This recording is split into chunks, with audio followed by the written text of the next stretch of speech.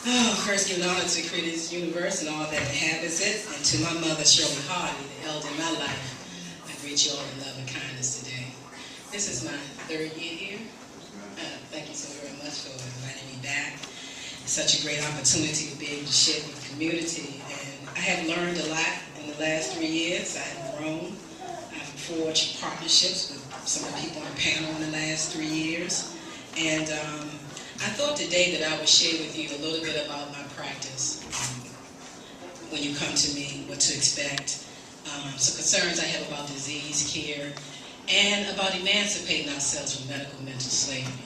That's my movement, that's my passion, and that's what I do, try to help people emancipate from medical mental slavery. So to stay focused as usual, I prepared.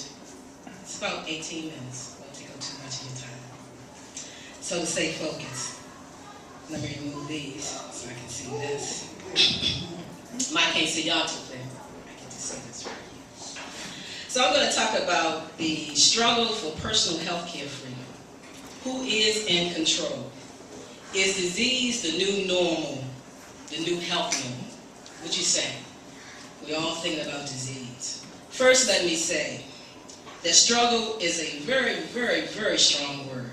So let's just stop struggling.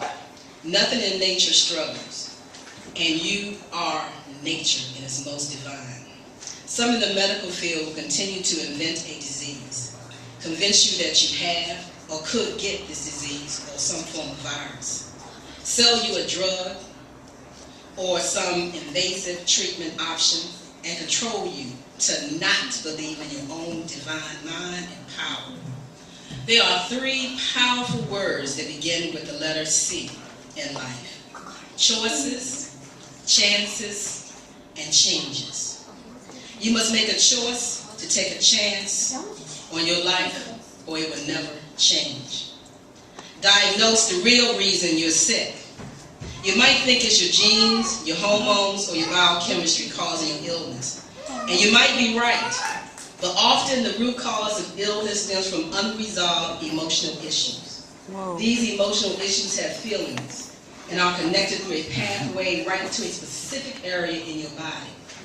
You recognize this disharmony in the body and call the messages a symptom of illness. To achieve optimal health, the root causes of your separation from your divine self must be found, alongside any biochemical or energetic cellular imbalances.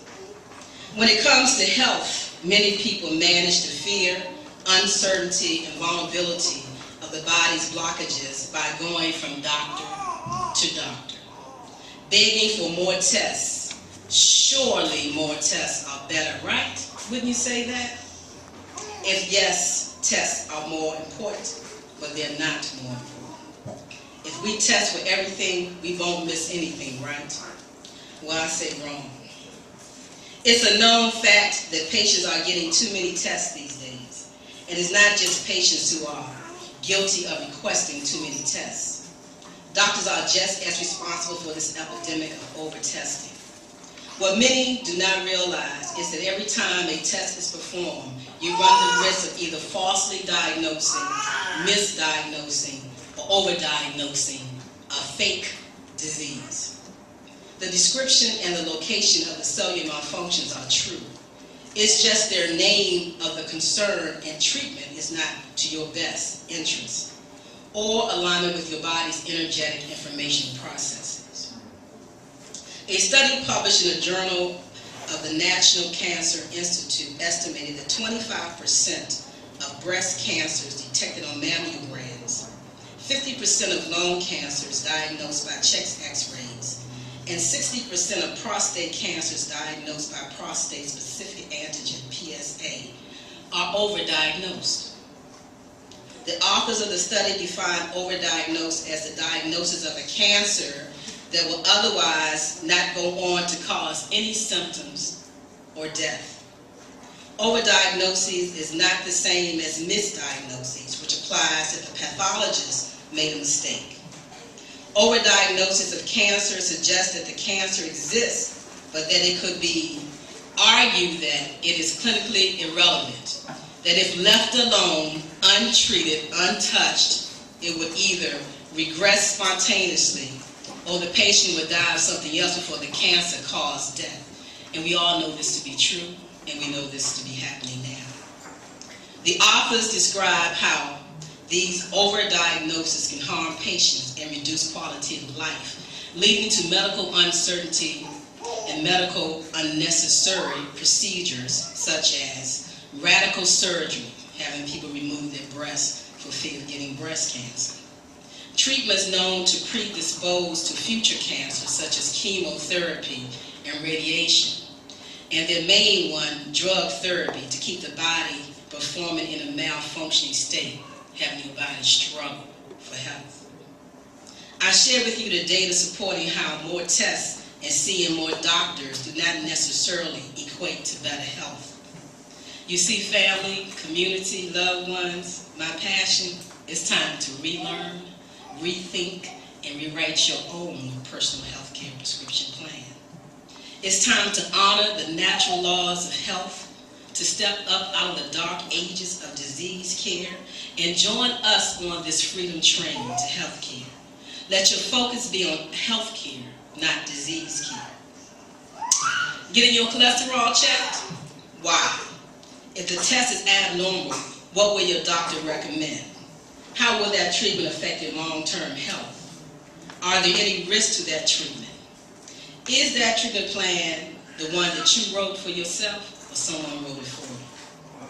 Family, community, we are knowledgeable, educated, empowered, and we can accept the responsibility for our own health rather than handing our power over and our control over to someone else and saying, fix me, help me, can you tell me what to do? I can't, and I do not want to fix you.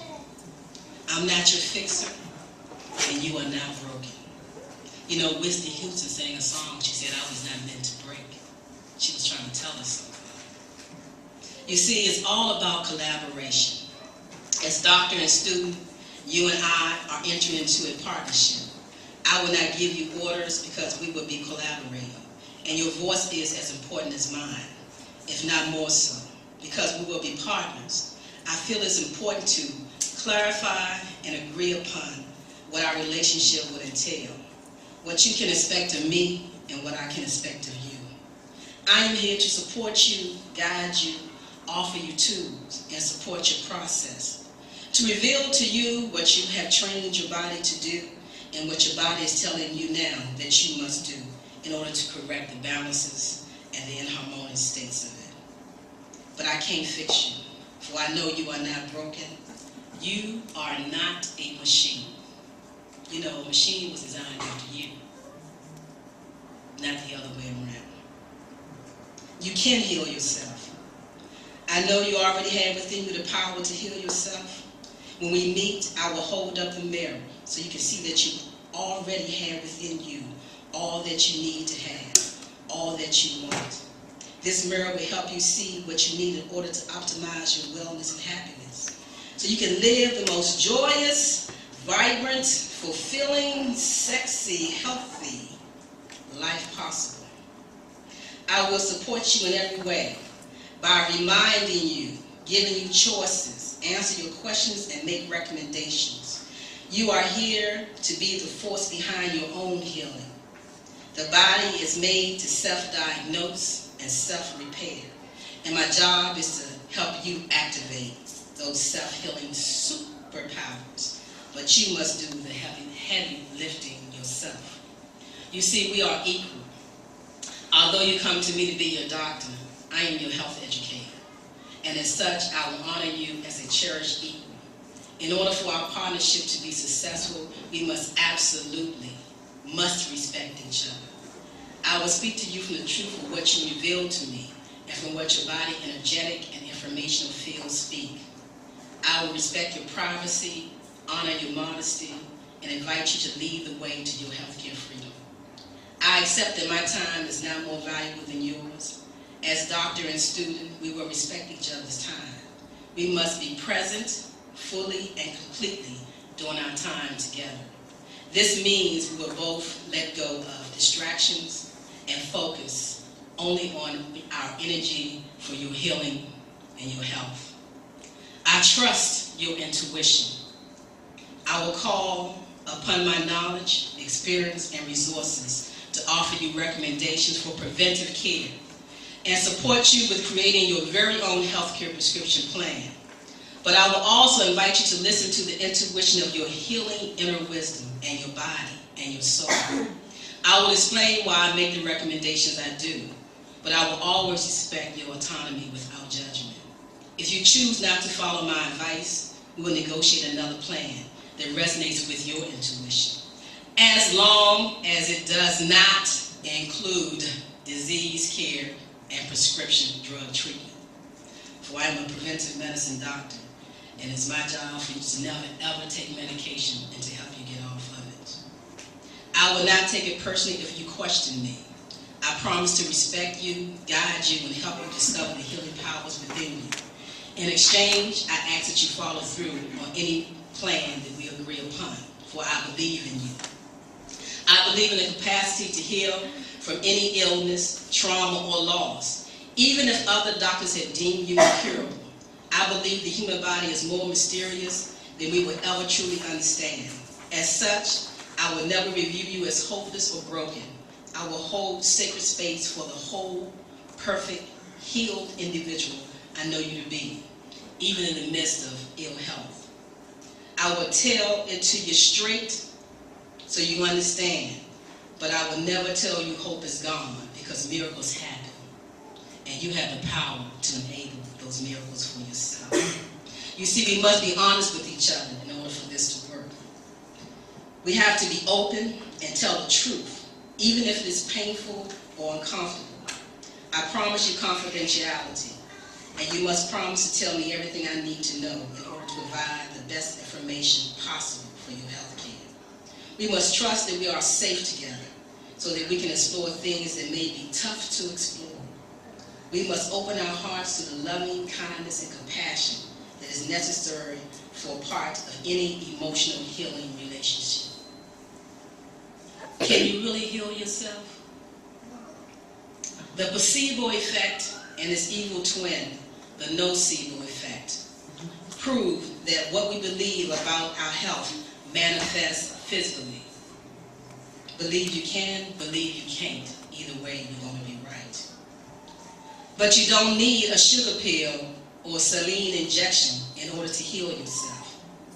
By shifting negative beliefs about health to positive ones, you create a hormonal balance that activates the body's natural repair processes. You see, family, it's about mind over disease care.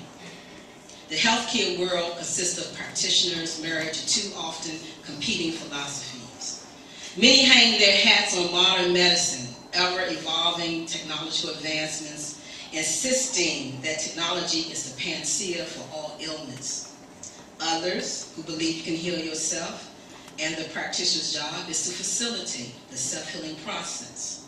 Combine the two, integrating the best of what modern medicine has to offer, with techniques of facilitating physiological self-repair via the power of the mind. Is what I offer you, and is what I offer you through my new partnership now with Dr. Tyus. I am so thankful for her walk in life. I am so thankful for this allopathic educated MD who works from her heart and her soul for her community. It has been a blessing to my practice for those people that feel as though they want to talk to an MD, but they want to talk to an MD that don't want to refer them to more drugs and more testing unnecessarily.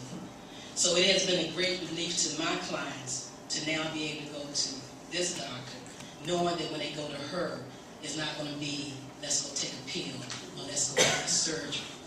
She will do her job as an MD, but she do believe in the first, do no harm, and she's going to work for the holistic practice. So I encourage each and every one of you to take your children to her now. She's going to educate them the right way. They won't grow up in a disease care thinking state of mind.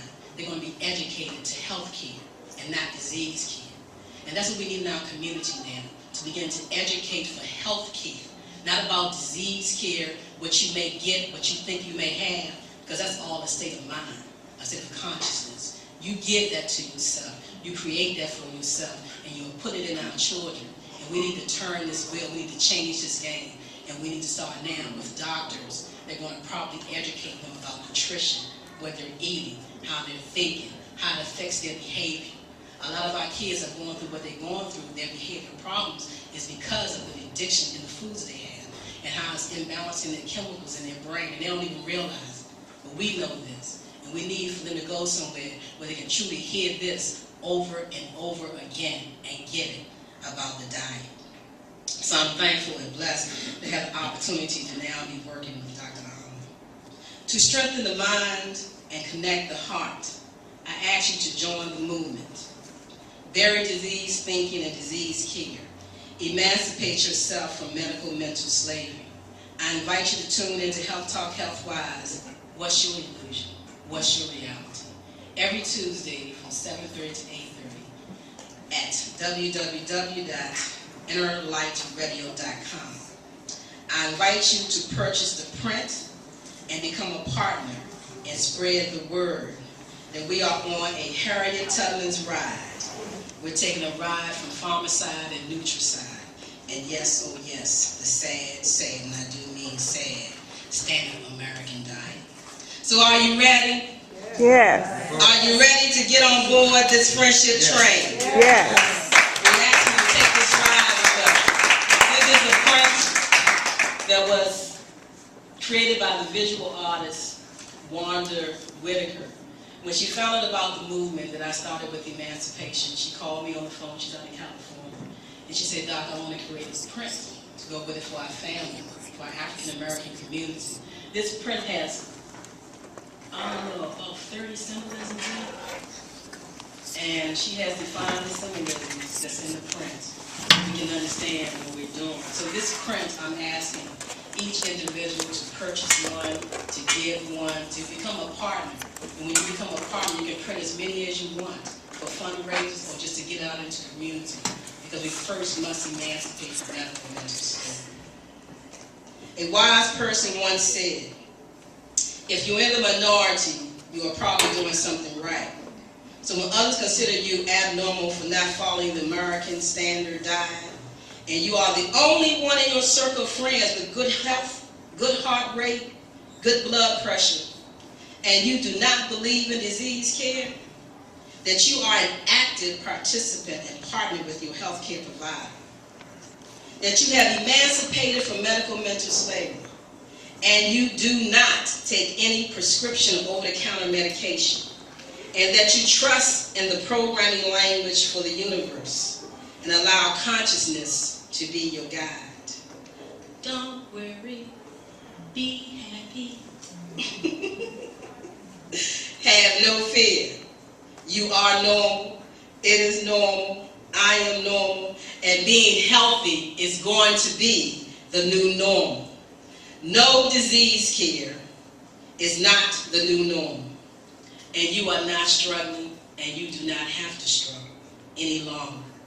You are the author of your health, and I am here, and we are here, and we are all here to remind each other who the divine being that we are. And it's time to be just not know it, talk about it, dress. It's time for us to use it, to be it, to act it, to show it, to speak it, to share it.